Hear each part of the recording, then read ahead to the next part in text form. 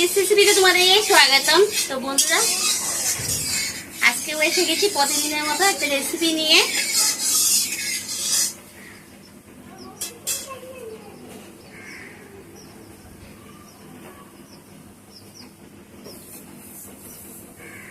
মাছের মধ্যে লবণ দিয়ে দিলাম, হলুদ দিয়ে দিলাম। আজকে ইলিশ মাছ নিয়েছি, একটু ছোট সাইজের, যেটা একটা মাছে 2 পিস।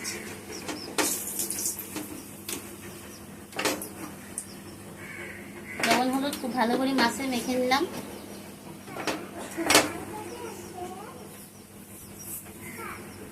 তেলটা পুরো খুব সুন্দর করে গরম হয়ে গেছে পুরোভাবে। চলো মাছটা এবার ছেড়ে দিই। পটল ভেজেছিলাম, সেই তেলের মধ্যে আরো তেল দিয়ে গরম করে নিয়েছি। আলু বেগুন দিয়ে আজকে রান্না করব।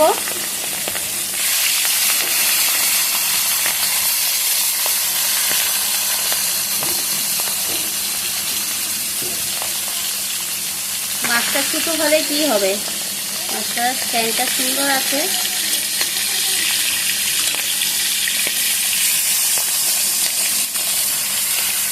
একবারে জায়গা করে নিই।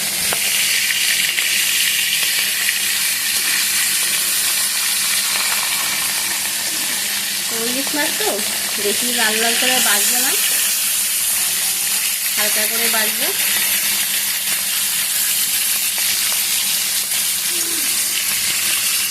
মাছটা দিয়ে উলট পালট করে দেবো।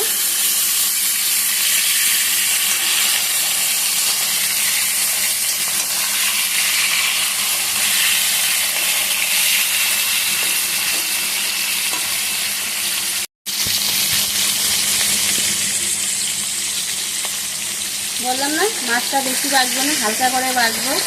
একটু টপিট করে এবার এটা নামিয়ে নেব।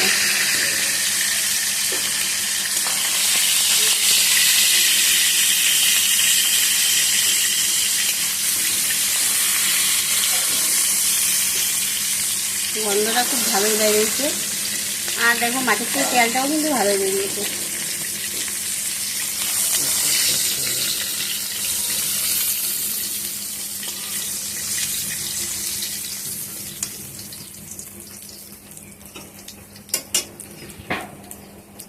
এই তেলের মধ্যে আমি বেগুনটা ভেজে নেব।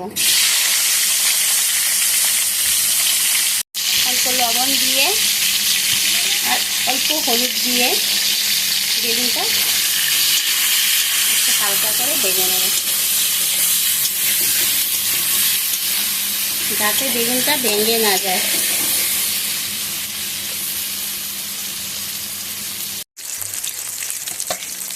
বেগুনটা ভাজা হয়ে গেছে, বেগুনটা আমি হালকা করে তেল ঝরিয়ে নামিয়ে নিই। একদম হালকাভাবে যাতে বেগুনটা গলে জানা যায়, আস্তে আস্তে থাকে।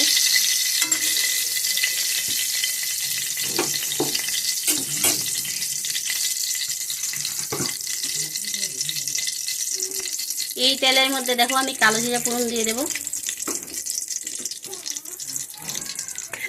কারেন্টটা চলে গিয়েছে,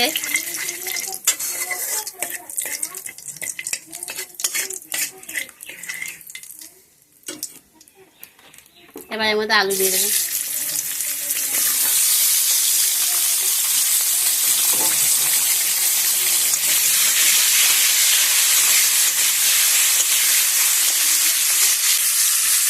আলুটা একটু ভাজা ভাজা করে নেব।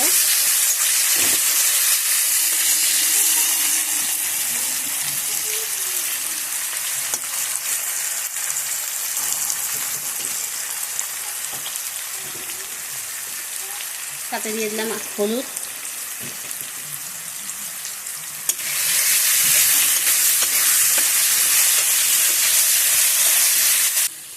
এখানে আছে জিরা বাটা, অল্প লঙ্কা গুঁড়ো দিয়ে দিলাম,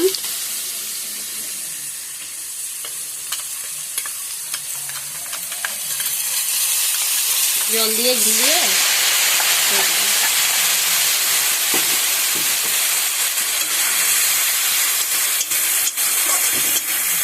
এবার মশলাটা খুব ভালো করে কষিয়ে নেব।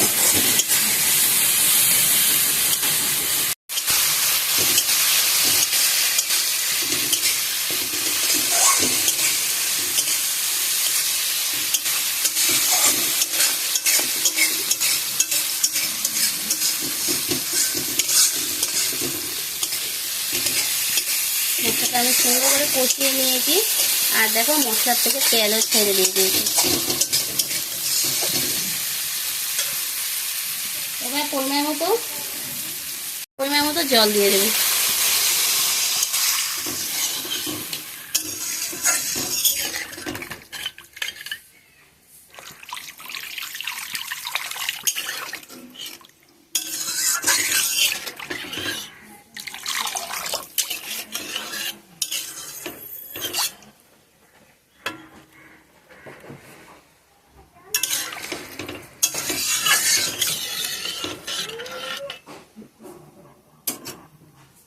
জলটা দিয়েই আমি মাছটা এবার ছেড়ে দেব,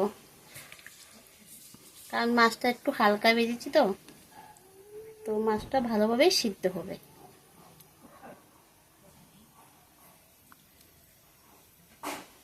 আর ঝোলের সাথে মাছের যত ইয়ামি ভাবটা আছে সব ঢুকে যাবে।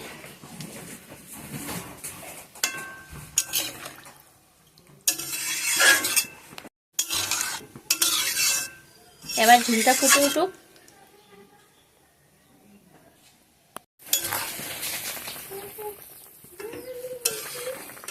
আলুটা সিদ্ধ হয়ে গেছে।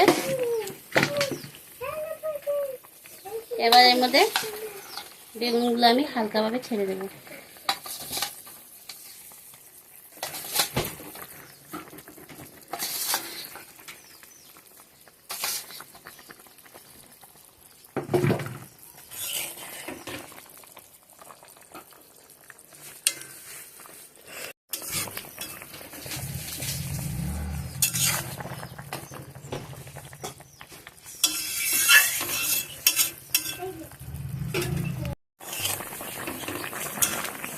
তো রান্নাটা দেখো এরকম হয়েছে, আর আমি এই অবস্থায় নামিয়ে নেব।